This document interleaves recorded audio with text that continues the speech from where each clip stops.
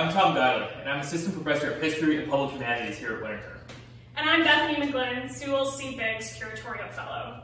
And we're here on the 8th floor in the Shaker Room, which is one of our favorite spaces that we like to share with you today. So welcome to the Shaker Room.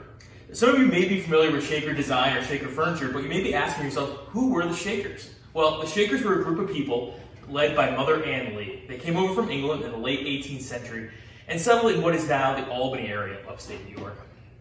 Soon, Lee and her followers established communities in Maine, Massachusetts, New Hampshire, Kentucky, Ohio, and everywhere in between. The Shakers had some distinct beliefs. The first was celibacy. The second was the communal ownership of all goods. Third, they believed in the duality of God, which meant that they believed that God was both man, Jesus, and woman, Mother Ann Lee. They also believed in the radical equality of people no matter gender, race, or class. However, it would be a mistake to think that the Shakers are a relic of history. Indeed, there is still a group of Shakers that live today up in Sabbath Day Lake, Maine. The Shaker Room began as early as 1957, when the then director Charles Montgomery employed the pioneering collectors and scholars Ted and Faith Andrews to consult on this 8th floor installation. However, H.F. DuPont was not as convinced that a Shaker Room was necessary in his museum. He preferred the exorbitant lines of Rococo and neoclassical furniture. However, three things changed DuPont's mind. The first was he was so impressed with the Andrews' research and their collecting. The second was that at the same time, many designers in Europe, especially places like Knoll and places in like Scandinavia, are looking to Shaker design to create the mid-century modern look that so many people enjoy today. This indeed was another one of DuPont's interests, and one that would be realized when DuPont was kitting out the Visitor Center and the Research Building a few years later. However, the third reason might be the most convincing, and that was because curator John Sweeney at the time said to DuPont that if he wanted a museum that was with the finest examples of American craftsmanship, that leaving the Shakers out would be a glaring omission. So, finally convinced, Sweeney and a group of others went up to the Enfield Shaker Village in Enfield, New Hampshire, and gathered architecture from the North Family Dairy and Laundry Building that you can see here. As you can see, this space is much more sparsely furnished and not as extravagant as some of the other spaces at Winterthur. And that's for a reason, because this reflects the Shaker belief in simplicity and practicality, as they believed that less clutter was a way of focusing more time and reflection and worship on God. This may not be a faithful recreation of the dairy and laundry building that came out of Enfield. However, it does exactly what the Andrewses and DuPont, by extension, wanted it to do. They wanted it to evoke sort of the totality of Shaker culture. The architecture, the furniture, the textiles, the goods, the businesses that the Shakers ran. And indeed, that is the legacy of this room, is that it is still a hub for our students to come and study Shaker culture. Winterthur is a premier worldwide destination to study Shaker material culture. And though it may not be that faithful recreation, it's still layers and layers of history here. It's H.F. DuPont, it's the Andrewses, it's mid-century modernism, and the colonial revival that endure today in the Shaker Room here at Winterthur.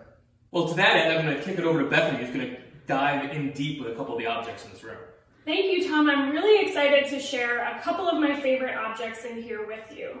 While the Shaker story was and still is, as Tom mentioned, fascinating for those interested in religion, communal living, even business and agriculture, the Shakers are perhaps best known today for the things that they made. Shaker design is far from monolithic.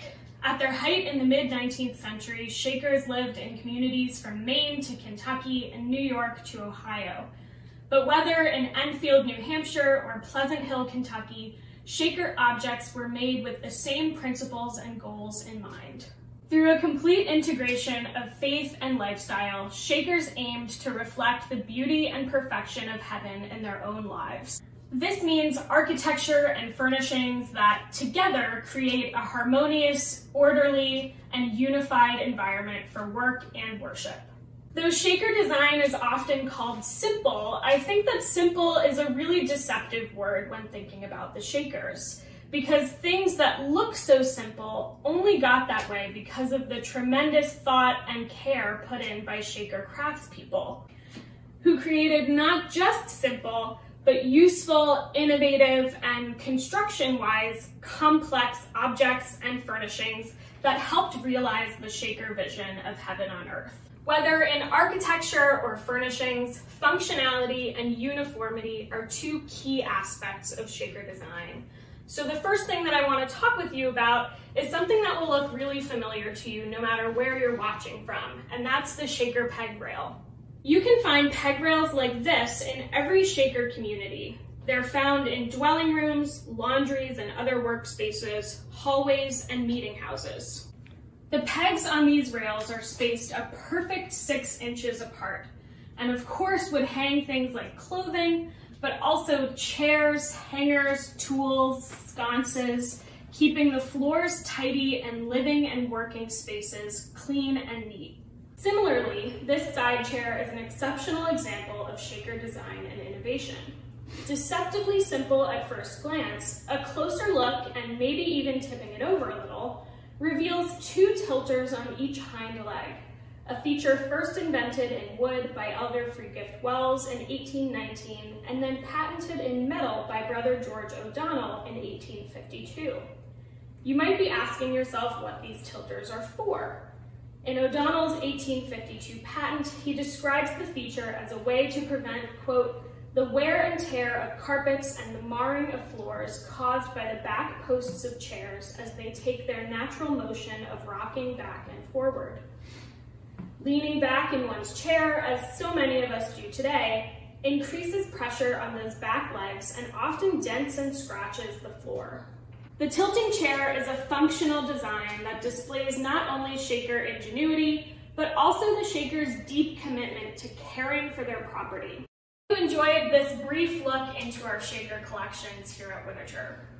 And not only did the Andrewses donate many of the objects that are in this room, but they also donated their entire library. So if you're interested in learning more about the Shakers, check out the Winterthur Library's online collections, which features some amazing photographs of Shaker life in the 19th century.